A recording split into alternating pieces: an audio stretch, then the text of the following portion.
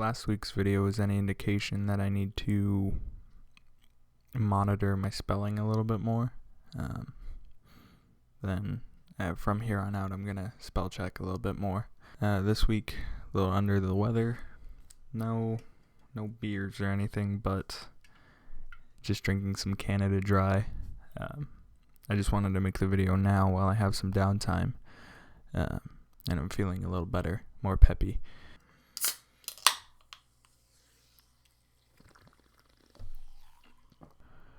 This week, I want to talk about why I got into filmmaking and kind of open the door for answers about why people have also gotten into it.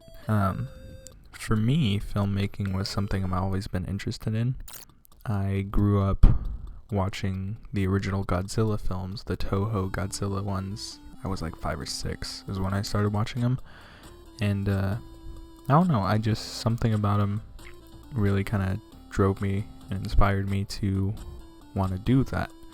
When I was young, after watching the Godzilla movies, I had always answered the phone saying something like Toho Industries or Godzilla movie making, and me and my neighbors and my brother, we would always try to put on these little plays, or we would try, never really did, to put on anything, just because we thought it was cool.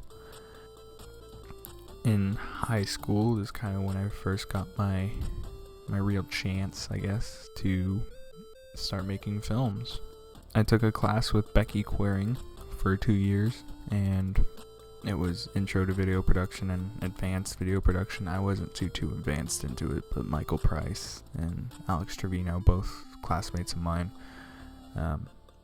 helped me improve my filmmaking skills. And to this day, I have them to thank for where I'm at. After high school, I ended up just going to City College, doing some film studies coursework, and trying to better my GPA in order to go to a 4-year. When I went to San Francisco State, that was the only school I visited more than once. It felt right to me. I went to a lot of different film schools, schools in general, and I was under the impression that I might be going to Colorado because my uncle lived out there, and I wanted to get out of California for a little bit. The only downside about both of the Colorado film schools, the one in Boulder and then the one in Fort Collins, they were very highfalutin, I guess. I understand wanting to change the mold of student films, not have people wake up, not have people wash their face, no drinking, no smoking, all that kind of stuff.